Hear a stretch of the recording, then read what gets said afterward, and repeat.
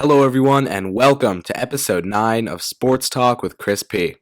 Today, we're going to be going into what is probably now one of the most interesting situations in the NBA, and that is the Golden State Warriors. This team has caught the injury bug. They have Steph Curry, Klay Thompson, D'Angelo Russell, and Draymond Green sitting out right now because of injuries, leaving them with what a lot of people were saying was not even an NBA roster. Before looking at some of these guys, you might agree, and after watching some games, especially their last game against Portland, where they got the W, you might make a point towards guys like Eric Pascal, Kai Bowman, and just Jordan Poole too being real rotation guys. But other than that, this team looks pretty dry of real NBA talent, and a lot of that is really just because they have their stars out with injury. In this video, we're going to be going through the possible courses of action for the Warriors, starting with a roster breakdown and getting into possible things that they can do to build this team really at this point for the future, because this season seems like one in which they will not be winning a lot of games, or even if they still do, not be winning many playoff games. Starting off with a quick roster breakdown, they have Steph Curry on a 5-year, $200 million deal, D'Angelo Russell and Draymond Green both on 4-year deals, either at or right above $100 million. They also just signed Klay Thompson to a 5-year, $190 million deal. That is a lot of money wrapped up in the top portion of their roster, making this a top-heavy team, as I mentioned earlier. They're left with the rest of their roster filled out by guys like Willie Cauley-Stein, Jordan Poole, Eric Pascal, Kevon Looney, who they just locked up on a 3-year, $14 million deal, Glenn Robinson, Alec Burks, Jacob Evans, Omari Spellman, who they got in that trade with Atlanta for Damian Jones, Marquise Chris, and their two-way players are Kai Bowman and Damian Lee. I'm actually going to start off here talking about their two-way players, namely Kai Bowman. Out of Boston College, he had great stats there, great career there at BC. He's here on the Warriors for his rookie year, and he's making an impact in Steph and D'Lo's absence, putting up 2 great games back-to-back against the Hornets and the Trailblazers, the latter of which people did not expect the Warriors to win, considering the lineup they put out there as their starters. But Bowman really contributed to their win in that game, had a good stat line, and, along with Eric Pascal, who on his birthday put up over 30 points, just an honestly monster stat line for the Villanova product. I say Villanova is like a rotation player university. That college, they just churn out NBA rotation guys. Most recently, you can look at someone like Josh Hart as a good example. He was a late first-round pick and now is an asset for the Pelicans after they acquired him from Los Angeles. Bowman and Damian Lee are both contributing to this team. Lee, obviously not as much as Bowman if you've seen the games, but Bowman's having an impact, and I actually like Kai Bowman a lot. I like his game. I like his tenacity. The passion kind of jumps off the screen with him, and you see the way he attacks the game, and I like him a lot. I like his style of play. He's a fun player to root for, especially because of the low expectations that were set with him, considering that he is the current Steph Curry replacement. But guys like Kai Bowman, Eric Pascal, as I mentioned, they both had great games in the last 2 games, especially in the most recent one. They both really showed out there. Willie Cauley-Stein is another guy who I think is a bit overlooked on this team. I think he's really talented just because he was a draft bust, certainly did not play up to his high draft selection. Doesn't mean that he's not a good player still, not a serviceable player at the very least. Jordan Poole, too, is someone they grabbed in this year's draft at the back end of the first round. Obviously, they're going to have a late pick because they were in the finals. They grabbed Poole, and he was a good pickup for them. He had a nice step-back 3 last night over Dame, and I just think these guys put together a solid performance. This is certainly not me saying that just because Curry, D'Lo, Draymond, and Klay are out, that this team is still playoff bound with what it has right now.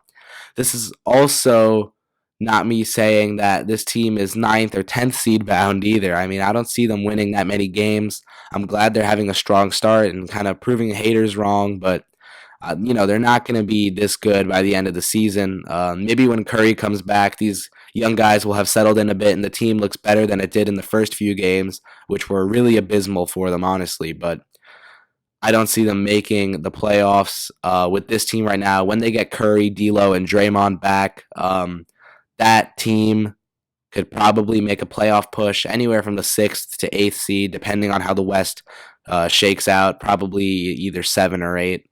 Um, One option they have, and I'm going to be getting into their options now. I think what I was just saying brings up the first option of riding out the season.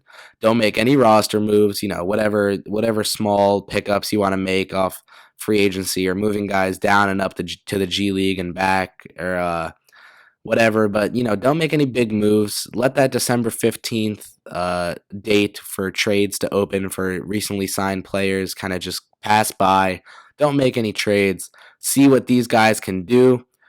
Get that early non-lottery pick or late lottery pick and just kind of keep building as a team and add to this core of Curry, D'Lo, and Draymond, and especially Clay when he's back next year from his ACL injury. And just get another young player and have Pascal and Bowman and Cauley Stein and just see what they can do. Just keep building on this team. I don't think this is a terrible option. I think a better option exists, which I'll get into. But considering that this team has 5 contracts expiring at the end of this year, being Glenn Robinson, Damian Lee, Alec Burks, and Kai Bowman. Kai Bowman, because he's on a 2-way, I assume they'll get him back, or before the end of this season, they'll give him a roster spot even. And then maybe a multi-year deal, maybe on a small money deal, a team friendly, or just sign him back this summer. This team, they have over $100 million every year allocated to the guard position, less than $36 million every year allocated to the forward and center positions, and that is accurate through 2022. That kind of brings up the question of, instead of riding it out, maybe you want to see them make a move. Maybe that December 15th comes and they want to move D'Lo for a forward. Names I've seen brought up range from Tobias Harris to Kevin Love, maybe a Nikola Vucevic trade if the Magic are willing to deal him, if they think Mo Bamba's ready to take on the starting center role, which I don't think so just yet, but that's a different topic. You can move D'Lo for a forward or center asset, and then from there, ride out the rest of the season and add to your core of, say, Steph Curry, Klay Thompson, Tobias Harris, Draymond Green, Willie Cauley-Stein, and then add some bench guys, keep adding rotation guys. Again, Pascal and Bowman is not a bad start. Keep building on that and see what you can do. This, for me, is probably my least favorite option because I think that's selling too early on D'Angelo Russell. I believe that, D'Lo, he could get a full season to get acclimated with this team, especially if they see him as part of their long-term plans. If they just sign him as kind of a, we're losing Kevin Durant, so we might as well get something back, then maybe you're okay with dealing him, in December or whenever the opportunity presents itself before the deadline in February. I would personally not give up on D'Lo yet. I'd let him and Steph try to get things going, especially in Klay's absence. And then maybe, which now I'm getting into my favorite option for the Warriors here. If you ask me, I say this is what the Golden State Warriors should do. They should ride out this season. Let Curry come back in a few months. Let D'Lo come back. Let Draymond come back. D'Lo is not a Klay Thompson replacement because he's nowhere near as good. And that shouldn't be a hot take. That should be Klay is way better at defense. And D'Lo is a one-time all-star who took a Nets team that kind of came out of nowhere to the playoffs, and they were eliminated very quickly by the better team in Philadelphia. I like D'Lo a lot, don't get me wrong. Just because I'm a Knicks fan and I do not like the Nets doesn't mean that I'm denying what he did for that franchise, but there is a reason they were very quick to give up on him, the younger player. for Kyrie Irving, especially because he came along with Kevin Durant, which helps. But, D'Lo is good. Clay is way better. So D'Lo is not a Clay replacement. I still think you can ride this season out with Curry, D'Lo, Draymond, Cauley Stein, Pascal Bowman, Glenn Robinson, whatever other pieces. Once Klay Thompson comes back next season, now you have that kind of shooting guard jam between Russell and Thompson. You can play Klay at the 3 and go Curry, D'Lo, Klay, Draymond, and Willie Cauley-Stein. I personally would next season, once Klay is back in the rotation, playing games, choose then to move D'Lo for a wing or center asset. Keep starting my 1-2 punch, literally 1-2 point guard shooting guard combo of Curry and Thompson. Keep Draymond at the 4 and move D'Lo maybe for a Tobias Harris type. And now I have Curry, Klay, Tobias, Draymond, and Willie Cauley-Stein at center. Let's just say they keep him there. They do have him signed through the 2021 season, so he'll be there next year. I think this is the best option for them because it gives them a chance to really evaluate D'Angelo Russell. And if he plays really well for them this year and really seems to be developing, maybe they hold on to him. It also gives them a chance to kind of be okay with Klay being out with this injury. Obviously, it's not optimal, but it's not the worst because they got D'Lo. Again, not a replacement. Also, not a total drop-off. D'Lo is very talented. So I think, in conclusion here, the best course of action for the Golden State Warriors is to ride this season out with the team they have, make whatever small moves, and then go ahead with this summer with the draft pick. And the second the next season starts and Klay is acclimated, or honestly, before the season even starts, if they know Klay is coming back strong and has really recovered, because, an ACL is about a year recovery, so maybe by this June, he'll be good to go. If before the season starts, honestly, don't even do it after the season starts because, the whole taking photos in the jersey at media day just to get traded, days into the season is unnecessary. Before the season starts, get D'Lo out, ship him for a wing asset, someone like a Kevin Love, a Tobias Harris, whoever you think is going to help your team most. Those are two guys that I've seen that I honestly agree with. If they can get a Vucevic, if they can go after, Blake Griffin could be someone in consideration too. If the Pistons are willing to sell on Andre Drummond, I would definitely look there before any other names I mentioned because he is really young, really talented. People forget that Andre Drummond is younger than Anthony Davis.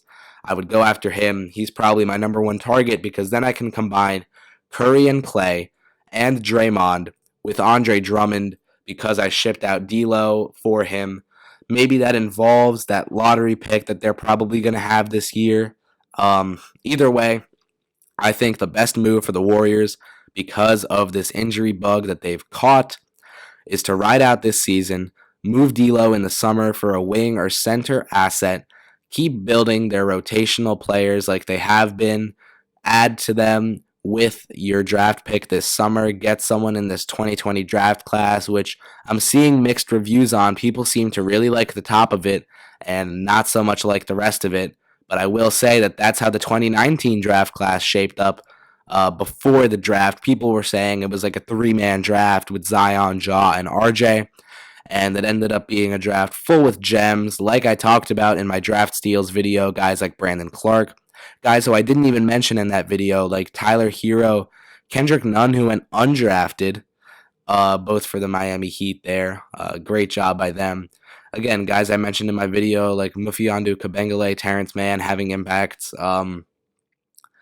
I think this year's draft class, the 2020 draft class, the upcoming one, could have guys that are not just in the top 10 that have big impacts for their teams next year.